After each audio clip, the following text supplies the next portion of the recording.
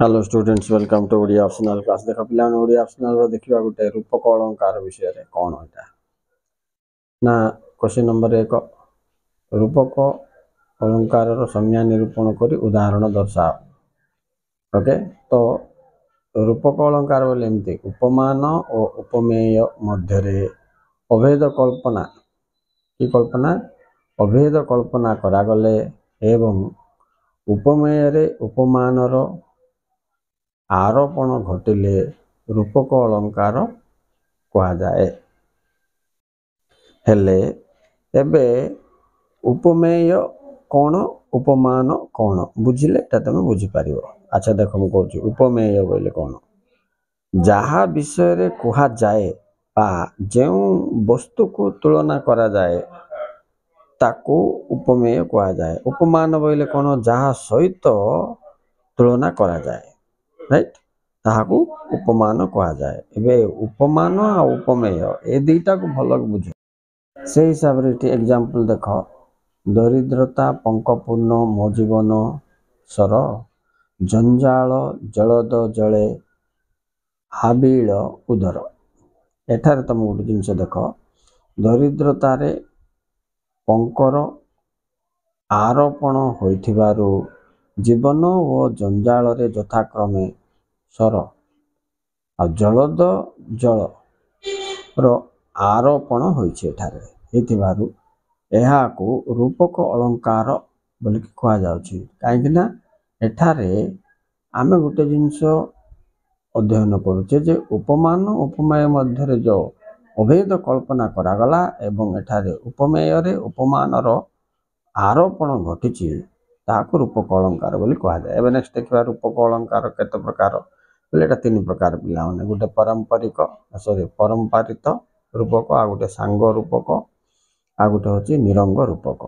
हेले एबे परंपरित रूपक कौन ना जेउठी गोटिकर आरोप अन्य गोटिए आरोपर कारण होता है कौन गोटिकर आरोप अन्य गोटे आरोपर कारण होता है एठारे परंपरित रूपक बोली कहा जाए। जमती कि उदाहरण दे देख निर्मल हृदय सरे मनोहर रूप राम राजहंसे क्रीडुथांती निरंतरे बोली कहुई। ये तपस्वी गोटे खंड ये तुम देखुन एठारे हृदय रे सर आरोप जोगु रामंक ठारे राजहंसर आरोप होइथिबारु आमे एठी गोटे जिनस लक्ष्य कले जे एटा परंपरित रूपक बोलिके। आ जदि आमे देखिबा सांग रूपक कौन बोले एठी कौन हेतिबो ना जेउठी विभिन्न अंग विशिष्ट उपमेय रे विभिन्न अंगयुक्त उपमान रो आरोप होता है। देखा कहूँ जेउठी विभिन्न अंग विशिष्ट उपमेय रे विभिन्न अंगयुक्त उपमान रो आरोप होता है नहीं ताहाको सांग रूपक बोल के कहा जाए। जमती कि देख गोटे पद्य खंड अच्छी मानव जीवन राज्य मन नरपति न्याय देव से राज्यर उपयुक्त मंत्री बुद्धि विवेचना धृति राजा सभापद व्यवस्था दियंती जही नहेब आपद। तो ए खंड रे आम देखिले उपमेय कौन अच्छे पिला माने जीवन रे। अच्छा जीवन रे राज्यर आरोप होइथिबारु सेथिरे संपृक्त मन न्याय बुद्धि प्रवृत्ति रे यथाक्रमे आमे कौन नरपति आ मंत्री और राज सभापद प्रवृत्ति आरोप देखा मिलूँ। तेणुक एठारे आमे देखिले विभिन्न अंग विशिष्ट उपमेय रे विभिन्न अंगयुक्त उपमान को आरोप होइछि। तेणु निसंदेह यहाँ कौन है सांग रूपक है। नेक्स्ट जब आम देखा निरंग रूपक बोले कौन ना जोठारे गोटे उपमेय रे गोटे मात्र उपमान रो आरोप होता है। देख गोटे उपमेय रे गोटे ही उपमान रो आरोप होता है अथवा एमती बुझा अभेद कल्पित होता है बोले कही पार। सेठारे निरंग रूपक अलंकार देखा मिले जमती कि गोटे खंड अच्छे देख जही मन जाए दिशई सुंदर मूर्ति स्मृति दर्पणे बोल अच्छे। तो ये कौन अच्छी ନା ସ୍ମୃତିରେ କେବଳ ଦର୍ପଣ ଆରୋପିତ ହୋଇ ସ୍ମୃତି ଓ ଦର୍ପଣ ମଧ୍ୟରେ ଅଭେଦ କଳ୍ପିତ ହୋଇଥିବାରୁ ମାନେ କଳ୍ପନା କରାଯାଇଥିବାରୁ ଏହାକୁ ନିରଙ୍ଗ ରୂପକ ଅଳଙ୍କାର ବୋଲି କୁହାଯାଉଛି।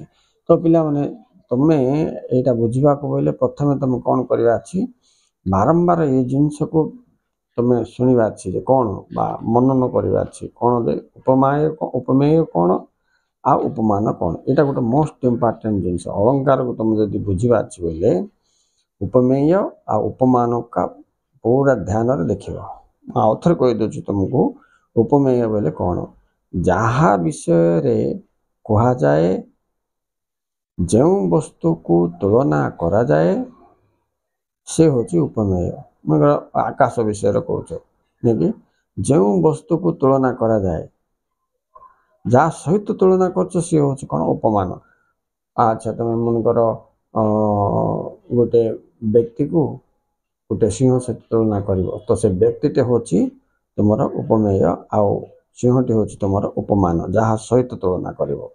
ये एग्जाम्पल को तुम मन रखी उपमेय उपमानक भल बुझला तुम जाकि रूपक अलंकार विषय ठीक से बुझीपार। तेणु ये ध्यान दियो। ओके स्टूडेंट्स, ये थिला रूपक अलंकार। Thank you very much for watching. Please like and subscribe.